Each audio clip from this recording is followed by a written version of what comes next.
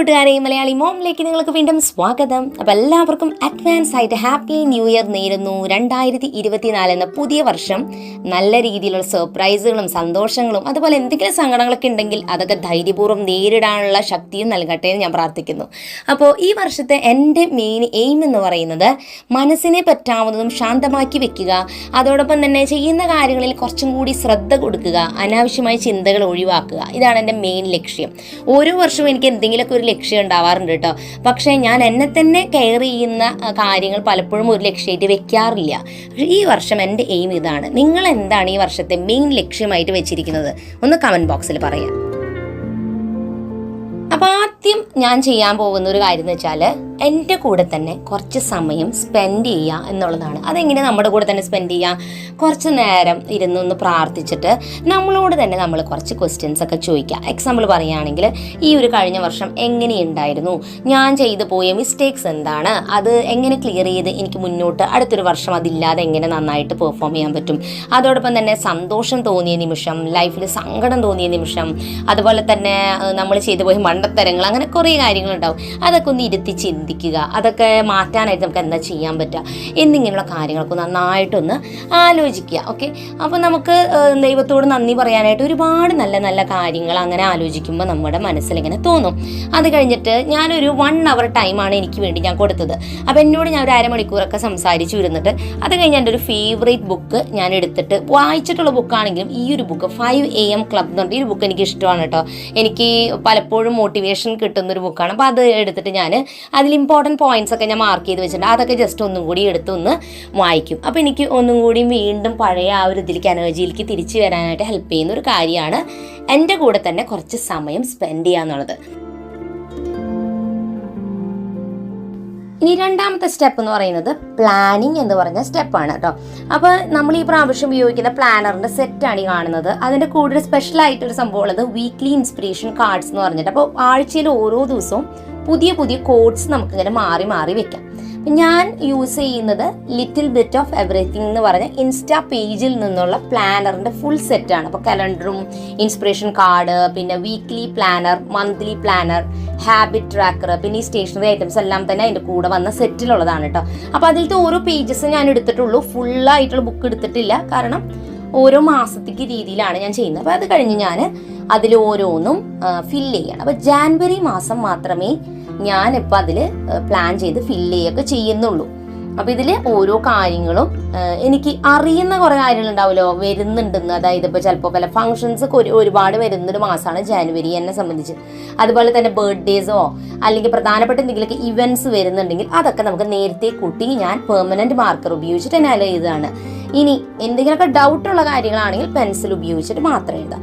Monthly പ്ലാനറിലാണ് അത് എഴുതുന്നത്. പിന്നെ വീക്ക്ലി പ്ലാനർ എന്ന് പറഞ്ഞിട്ടുള്ളതിൽ എനിക്ക് ഒരാഴ്ചത്തേക്ക് എന്തെങ്കിലും പ്രധാനപ്പെട്ട കാര്യങ്ങളുണ്ടെങ്കിൽ എഴുതാൻ, അത് അത്രയധികം എനിക്ക് എഴുതാനില്ല, അപ്പോൾ അത് എഴുതുന്നുണ്ട്.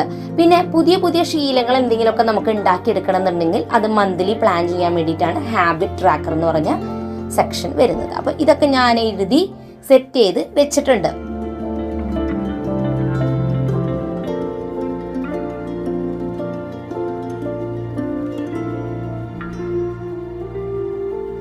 ഇനി 2024 വേണ്ടിയുള്ള നമ്മുടെ സ്വപ്നങ്ങൾ എന്തൊക്കെയാണെന്ന് നമ്മളൊന്ന് നോട്ട് ചെയ്യുന്ന സമയമാണ് അടുത്തത്, മൂന്നാമത്തെ ടാസ്ക്. ഇതിനായിട്ട് നമ്മൾ മനസ്സൊന്ന് ഇരുത്തി ചിന്തിക്കുക. എന്തൊക്കെയാണ് നമ്മുടെ ലക്ഷ്യങ്ങൾ, നമ്മുടെ സ്വപ്നങ്ങൾ? ചിലപ്പോൾ നമുക്കൊരു വാഹനം വാങ്ങണമെന്നാവും, അല്ലെങ്കിൽ ഒരു വീട് വെക്കണമെന്നാവും, അല്ലെങ്കിൽ പഠിച്ചിട്ട് ഇത്ര മാർക്ക് കിട്ടണമെന്നാവും, ഇന്ന ജോലി ആയിരിക്കും. അങ്ങനെ ഒരുപാട് പേർക്ക് ഒരുപാട് സ്വപ്നങ്ങളുണ്ടല്ലേ. അതൊക്കെ നമുക്ക് എപ്പോഴും നമ്മളെ ഓർമ്മപ്പെടുത്താനായിട്ട് നമുക്ക് ഒന്ന് എഴുതി അതൊന്ന് വെക്കാം. ഓക്കെ, അപ്പോൾ അത് എഴുതി വേണമെങ്കിൽ ലിസ്റ്റായിട്ട് വെക്കാം. ഇല്ലെങ്കിൽ നമുക്ക് വിഷൻ ബോർഡ് തയ്യാറാക്കാം. വിഷൻ ബോർഡ് എന്ന് പറഞ്ഞാൽ എന്താണെന്ന് വെച്ചാൽ ഒരു ബോർഡിൽ, ഒരു ചാർട്ടിൽ നമുക്ക് ആഗ്രഹിക്കുന്ന കാര്യങ്ങളുടെ പിക്ചേഴ്സ് കട്ട് ചെയ്തിട്ട് അത് നമ്മൾ അവിടേക്ക് സ്റ്റിക്ക് ചെയ്യുക, ഒരു കൊളാജ് എന്ന രീതിയിൽ. ഓക്കെ, എന്താവട്ടെ. അപ്പം ഞാൻ എക്സാമ്പിൾ പറയാം, ഒരു വീടാണ് ആഗ്രഹിച്ചാൽ നമുക്ക് ഇഷ്ടപ്പെട്ട ഒരു വീടിൻ്റെ പിക്ചർ കട്ട് ചെയ്തിട്ട് ഒരു ചാർട്ടിൽ ഒട്ടിക്കുക. അങ്ങനെ നമ്മുടെ ആഗ്രഹങ്ങളെല്ലാം തന്നെ നല്ല വാചകങ്ങൾ വേണമെങ്കിൽ നിങ്ങൾക്ക് എഴുതിയിട്ട് അതിലൊട്ടിക്കാം. ഒരു കൊളാജ് പോലെ ഈ കാണുന്ന രീതിയിലാക്കി നമ്മൾ കാണുന്ന ഒരു സ്പേസിൽ വെക്കുകയാണെങ്കിൽ ഡെയിലി അത് കാണുമ്പോൾ എന്തോ ഒരു ഗുണമെന്ന് വെച്ചാൽ നമുക്ക് ഓട്ടോമാറ്റിക്കലി ആ ഒരു കാര്യത്തിന് വേണ്ടിയിട്ട് കുറച്ചും കൂടി നന്നായിട്ട് ഹാർഡ് വർക്ക് ചെയ്യാനും, ഞാൻ ഇന്നൊരു കാര്യം എൻ്റെ മനസ്സിലുണ്ടായിരുന്നല്ലേ അതിന് വേണ്ടിയിട്ട് നമ്മൾ പലപ്പോഴും ട്രൈ ചെയ്യുമ്പോൾ കുറേ വിഷമങ്ങളും ഒക്കെ നമ്മുടെ അതിൻ്റെ ഇടയിൽ സംഭവിക്കും. അപ്പോൾ നമുക്ക് നമ്മുടെ ലക്ഷ്യത്തിലോട്ട് എത്താനുള്ളൊരു ആഗ്രഹം പോവും, ഡീമോട്ടിവേറ്റഡ് ആവും. അപ്പോൾ ആ സമയത്ത് നമുക്ക് ഈ പിക്ചേഴ്സ് കാണുമ്പോൾ വീണ്ടും ആ കാര്യങ്ങൾ ചെയ്യാനുള്ളൊരു എനർജി നമുക്ക് കിട്ടും. അപ്പോൾ അതിനാണ് വിഷൻ ബോർഡ് എന്ന് പറഞ്ഞൊരു ബോർഡ് തയ്യാറാക്കി വെക്കണമെന്ന് പറഞ്ഞത്. അടുത്തൊരു പ്ലാനിങ് വേണ്ട സെക്ഷൻ എന്നെ സംബന്ധിച്ച് എനിക്ക് ഒട്ടും ഇഷ്ടമില്ലാത്തൊരു കാര്യം കൂടിയിട്ടാണ് സെൽഫ് കെയർ എന്ന് പറയുന്നത്. എനിക്ക് ഭയങ്കര മടിയാണ് എന്നെ കെയർ ചെയ്യാനായിട്ട്. ഇപ്പോൾ സപ്പോസ് സ്കിൻ കെയർ ആയിക്കോട്ടെ, നമ്മുടെ ബോഡി കെയർ ചെയ്യുന്ന കാര്യത്തിലായിക്കോട്ടെ, എക്സസൈസ് ചെയ്യുന്ന കാര്യത്തിലായിക്കോട്ടെ, ഞാനത് ഭയങ്കര ബാക്കിലോട്ടാണ്. അപ്പോൾ എനിക്ക് മറ്റുള്ളവർ അങ്ങനെയൊക്കെ കൺസിസ്റ്റൻ്റ് ആയിട്ട് കൃത്യനിഷ്ഠമായിട്ട് ഫോളോ ചെയ്യണം കാണുമ്പോൾ എനിക്ക് അവരോട് ഭയങ്കര ഒരു ആരാധനയാണ്. എങ്ങനെയാണ് ഇവർ സ്വയം ഇത്രയും നന്നായിട്ട് കെയർ ചെയ്യുന്നത്? അപ്പോൾ ദൈവം നമുക്ക് നൽകിയിരിക്കുന്ന ഈ ഒരു ബോഡീനെ പലപ്പോഴും നമ്മൾ ശ്രദ്ധിക്കാറില്ല, കെയർ ചെയ്യാറില്ല. ഹെൽത്ത് വൈസ് നല്ല ഉറക്കം കൊടുക്കില്ല, അല്ലെങ്കിൽ നന്നായിട്ട് നല്ല രീതിയിൽ ഫുഡ് കഴിക്കില്ല, സ്കിന്നിനെ ഒന്നും കെയർ ചെയ്യില്ല. ഞാൻ വളരെ കെയർലെസ് ആണ് ആ കാര്യത്തിൽ. അപ്പോൾ അതുകൊണ്ട് ഈ ഒരു വർഷം എൻ്റെ ഒരു ഗോൾ എന്ന് പറയുന്നത് ഹെൽത്ത് വൈസ് ആയാലും നമ്മുടെ ബോഡീനായാലും കുറച്ചും കൂടി ഒന്ന് സ്നേഹിക്കാനും കെയർ ചെയ്യാനും ഞാൻ ശ്രമിക്കുമെന്ന് ഞാൻ ആഗ്രഹിക്കുകയാണ്. അപ്പോൾ അതിന് എളുപ്പത്തിൽ എനിക്ക് ചെയ്യാൻ പറ്റുന്ന പല കാര്യങ്ങൾ എന്താണ് അതൊക്കെ നോക്കി എൻ്റെ ബിസി സ്കെഡ്യൂളിൽ അതൊക്കെ ഒന്ന് ഉൾക്കൊള്ളിക്കാനും, പിന്നെ അതുപോലെ തന്നെ നമ്മുടെ ഓവറോൾ ലുക്കിൽ എന്തെങ്കിലുമൊക്കെ മാറ്റങ്ങൾ എനിക്ക് വരുത്താൻ പറ്റുമോ, എനിക്ക് കോൺഫിഡൻസ് നൽകുന്ന രീതിയിൽ എന്തൊക്കെ കാര്യങ്ങളാണ് അതിൽ മാറ്റം വരുത്താൻ പറ്റുക, അതൊക്കെ ഒന്ന് ട്രൈ ചെയ്ത് നോക്കുക. മേ ബി പുതിയൊരു ഹെയർ സ്റ്റൈലോ അല്ലെങ്കിൽ ഡ്രസ്സിങ് സ്റ്റൈലോ അതൊക്കെ മാറ്റം വരുത്തുമ്പോൾ നമുക്ക് കുറച്ചൊരു കോൺഫിഡൻസും സന്തോഷമൊക്കെ തോന്നും. അപ്പോൾ എന്ത് കാര്യമായിക്കോട്ടെ, മേ ബി നിങ്ങൾ വെയിറ്റ് കുറയ്ക്കുന്നതോ കൂട്ടുന്നതോ അല്ലെങ്കിൽ എന്തും ആവാം. അപ്പോൾ നമുക്ക് പറ്റുന്ന കാര്യങ്ങൾ എന്തെങ്കിലുമൊക്കെ ഒന്ന് ട്രൈ ചെയ്യണമെന്ന് എനിക്ക് ആഗ്രഹമുണ്ട് കേട്ടോ. ഇനി അടുത്തൊരു ടാസ്ക് എന്ന് പറയുന്നത് നമ്മൾ താമസിക്കുന്ന നമ്മുടെ സ്വന്തം വീടിനെ നമുക്ക് ന്യൂ ഇയറിന് വേണ്ടിയിട്ട് ഒന്ന് റെഡിയാക്കി എടുക്കാം. അപ്പോൾ ന്യൂ ഇയർ എന്ന് പറയുമ്പോൾ ഞാൻ ക്രിസ്മസിന് സാധാരണ ഡെക്കറേഷനും കാര്യങ്ങളൊക്കെയാണ് ചെയ്യുക. പക്ഷേ ന്യൂ ഇയർ സ്റ്റാർട്ട് ചെയ്യുമ്പോൾ ഞാൻ സാധാരണ ചെയ്യുക വീട് നല്ല രീതിക്ക് ഒതുക്കി പിന്നെ ക്ലീൻ ചെയ്തിടുക എന്നുള്ളതാണ് എൻ്റെ ലക്ഷ്യം. അപ്പോൾ ഞാൻ ആദ്യം ചെയ്തിട്ടുണ്ടായിരുന്നത് ക്രിസ്മസ് ഡെക്കറേഷൻസും കാര്യങ്ങളെല്ലാം തന്നെ നമ്മൾ വെച്ചിട്ടുണ്ടായിരുന്നു.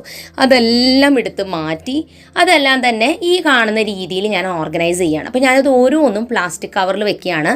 അതിൽ ഗ്ലാസിൻ്റെ ആയിട്ടുള്ള ഐറ്റംസ് ഉണ്ടെങ്കിൽ പേപ്പറിൽ കവർ ചെയ്തിട്ടാണ് വെക്കുക. അപ്പോൾ ഈ സെയിം എന്നെ ഹെൽപ്പ് ചെയ്യാനായിട്ടുണ്ട്.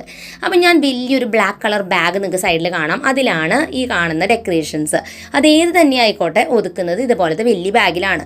ഈ ഒരു വലിയ ബാഗ് നമുക്ക് എക്സ്ട്രാ തുണികൾ വരുന്നതോ അല്ലെങ്കിൽ നമുക്ക് ബെഡ്ഷീറ്റ് ബ്ലാങ്കറ്റുകൾ ഇതെല്ലാം ഒതുക്കാനായിട്ട് അതും പൊടി പിടിക്കാതെ നല്ല രീതിക്ക് ഈ ബാഗിലിരിക്കും. ഇത് 6 സെറ്റായിട്ട് ഞാൻ മീഷോയിൽ നിന്നാണ് വാങ്ങിയത്. എൻ്റെ ഓർമ്മയിൽ ഒരു 600 രൂപ സംതിങ് വരുന്നത്.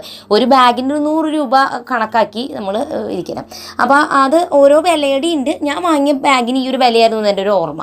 അപ്പോൾ ഈ ഒരു ബാഗിൽ ഇതുപോലെ ഞാൻ ഓരോന്നും ഒതുക്കി വെക്കുകയാണ്. അതുകൊണ്ട് തന്നെ നമുക്ക് അടുത്തൊരു ക്രിസ്മസ് വരുമ്പോൾ വളരെ എളുപ്പത്തിൽ ഇതെല്ലാം തന്നെ നമുക്ക് എടുക്കാൻ പറ്റും. അപ്പോൾ ഇതുപോലെ ഞാൻ തരം തിരിച്ചിട്ടാണ് എൻ്റെ ഡെക്കറേഷൻ ഐറ്റംസ് നമ്മുടെ കയ്യിലുള്ളത് എടുത്തു വെച്ചിരിക്കുന്നത്. അപ്പോൾ അതുകൊണ്ട് തന്നെ ഒരുപാട് വർഷം മുൻപത്തെ ആയാലും നമ്മളിതെല്ലാം അങ്ങനെ സൂക്ഷിച്ച് വെക്കുന്ന കാരണം വലിയ രീതിക്ക് കുഴപ്പമില്ലാതിരിക്കുന്നുണ്ട്. അപ്പോൾ ആദ്യം ഞാൻ കാർഡ്ബോർഡ് ബോക്സിലാണ് വെച്ചിട്ടുണ്ടായിരുന്നത്. പക്ഷേ പിന്നീട് അതിനെക്കാട്ടും എനിക്ക് സൗകര്യം തോന്നിയത് ഇങ്ങനത്തെ ബാഗ് ആയതുകൊണ്ടാണ് ഇപ്പോൾ ഞാൻ ഈ ഒരു ബാഗ് ഒരു 2 വർഷമായിട്ട് ഉപയോഗിക്കും. 2 വർഷമായി എൻ്റെ ഒരു ഓർമ്മ ഉപയോഗിക്കുന്നു. അപ്പോൾ അതേ നമ്മളിതെല്ലാം തന്നെ ഒതുക്കി സെറ്റാക്കി വെക്കുകയാണ്.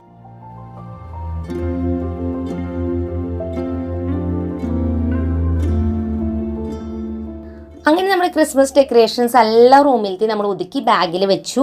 ഇനി നമുക്കിത് ഒരു ലേബിൾ എഴുതും കൂടി ഒട്ടിച്ച് വയ്ക്കാം. കാരണം ഇതുപോലത്തെ 6 ബാഗ് ഉണ്ടെന്ന് പറഞ്ഞാൽ 6ലും പല ഐറ്റംസ് ഒക്കെ. അപ്പോൾ അത് മനസ്സിലാവാനാണ് എളുപ്പത്തിൽ അറിയാൻ ഞാൻ എഴുതി വെച്ചിരിക്കുന്നത്. അടുത്തതായിട്ട് ഞാൻ അവിടെ വെച്ചിരുന്ന cushion covers, table sheets, curtains, chair covers ഇതെല്ലാം തന്നെ ഹിസ എടുത്തുകൊണ്ട് വന്നിട്ടുണ്ട്. അതെല്ലാം നമുക്ക് വാഷ് ചെയ്യാനായിട്ട് ഇടണം.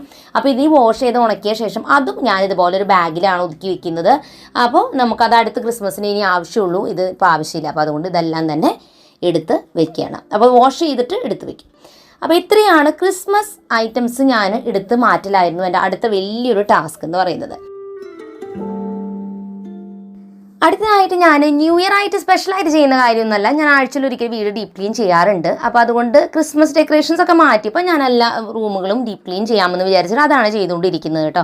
അപ്പോൾ അതിൽ മക്കളുടെ റൂം സാധാരണ അവർ തന്നെയാണ് ക്ലീൻ ചെയ്യുന്നതും മേക്ക് ഓവറൊക്കെ ചെയ്യുന്നത് അവരുടെ ഇഷ്ടത്തിന് തന്നെയാണ്. പക്ഷേ ഡീപ്പ് ക്ലീൻ ചെയ്യുന്ന സമയത്ത് മാത്രം ഞാൻ അവരുടെ റൂം ഒന്ന് വൃത്തിയാക്കും. കാരണം അവർ ചെറിയ കുട്ടികളല്ലേ, എത്രയ്ക്കൊക്കെ ചെയ്താലും അതിൻ്റേതായ ഒരു ഭംഗിയിൽ അവർക്ക് നീറ്റിൽ അവർക്ക് ചെയ്യാൻ പറ്റില്ലല്ലോ.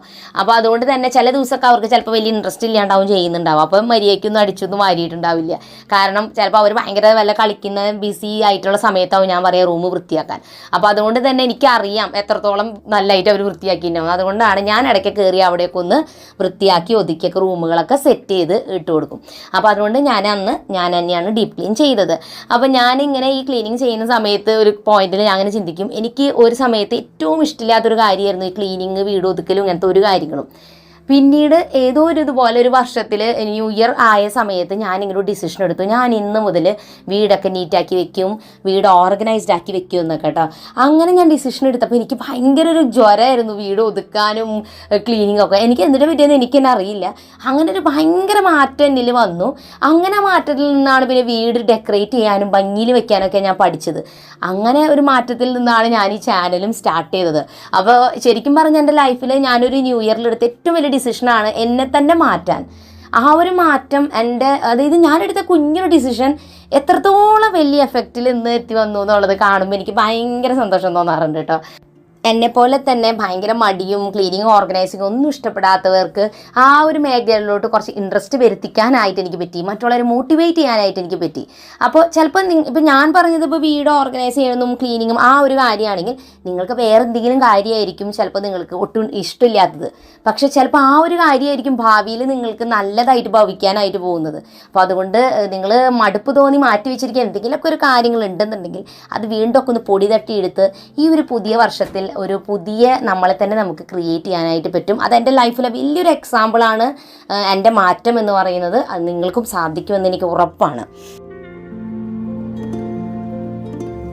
അടുത്തതായിട്ട് ഞാൻ ചെയ്തിട്ടുണ്ടായിരുന്നത്, ഇത് ഞാൻ ഒറ്റ ദിവസം കൊണ്ട് ചെയ്യുന്ന കാര്യമല്ല, ഇത് ഞാൻ ഈ ജാനുവരി മൊത്തത്തിൽ ചെയ്യാൻ ഉദ്ദേശിക്കുന്ന ഒരു കാര്യമാണ്. വീട്ടിലെ ഓരോ ഷെൽഫുകളും എടുത്തിട്ട് അതിൽ നോക്കി ഒതുക്കി വെക്കുക എന്നുള്ളത്. ഒതുക്കുമ്പോൾ ഞാൻ ശ്രദ്ധിക്കാൻ പോകുന്നൊരു ഇമ്പോർട്ടൻ്റ് കാര്യം എന്ന് പറയുന്നത് ഡീക്ലട്ടറിങ് കൂടി ചെയ്യുക എന്നുള്ളത്. ഡീക്ലട്ടറിങ് എന്ന് പറഞ്ഞാൽ നമ്മളൊരു ഷെൽഫ് തുറക്കാം, അതിൽ എന്തൊക്കെ ഐറ്റംസ് ഇരിക്കണേ നോക്കാം. അതിൽ നമ്മളിപ്പോൾ കുറേ നാളായിട്ട് ഒട്ടും തന്നെ ഉപയോഗിക്കാത്ത എന്തെങ്കിലും ഐറ്റംസ്, കേട് വന്നായിട്ട് പോയിട്ട് ഐറ്റംസ്, അതെല്ലാം ചെക്ക് ചെയ്ത് മാറ്റുക. ഓക്കെ, ചില വസ്തുക്കളൊക്കെ നമുക്ക് ഒട്ടും കേടായിട്ടൊന്നും ഉണ്ടാവില്ല, പക്ഷേ അത് വേറെ ആർക്കെങ്കിലും ഉപയോഗിക്കാൻ പറ്റും. നമ്മളായിട്ട് ഉപയോഗിക്കുന്നുമില്ല എന്നുണ്ടെങ്കിൽ നമുക്കത് ഉപയോഗിക്കാൻ പറ്റുന്ന ആർക്കെങ്കിലും കൊടുക്കാം. അങ്ങനെ നമ്മുടെ ഷെൽഫുകളെ മൊത്തത്തിലൊന്ന് ഫ്രീ ആക്കി ഓർഗനൈസ്ഡ് ആക്കി വെക്കാനായിട്ട് നോക്കാം. ഞാൻ 2 തവണ ഒരു ഡീക്ലട്ടറിങ് ചാലഞ്ച് ചെയ്തിരുന്നു, ഇതുപോലെ വീട്ടിലെല്ലാ ഷെൽഫും ഒതുക്കുന്നത്. അത് ഞാൻ ചാനൽ തുടങ്ങിയ സമയത്തും പിന്നെ അതിന് ശേഷവും ഒരെണ്ണം നടത്തിയിരുന്നു. പിന്നെ ഞാൻ അങ്ങനെ ചെയ്തിട്ടില്ല. അപ്പോൾ എൻ്റെ വീടും ഈ ഒരു വർഷമായിട്ട് മൊത്തത്തിൽ ആ ഒരു ഒതുക്കി വെച്ചതിൽ നിന്നൊക്കെ മാറി കുറച്ച് വ്യത്യാസമായിട്ടുണ്ട്. അപ്പോൾ ആ ഒരു ലക്ഷ്യം ഞാൻ ഓരോ ദിവസവും എൻ്റെ ഓരോ ഷെൽഫുകളും റൂമിൻ്റെ ഒതുക്കുമെന്നൊരു ഡിസിഷനും കൂടി എടുത്തിട്ടുണ്ട്. അപ്പോൾ അത് ഞാൻ കുറച്ചീശെ സ്റ്റാർട്ട് ചെയ്യുകയാണ് ചെയ്തത് ഈ ഒരു പുതിയ വർഷത്തിൽ.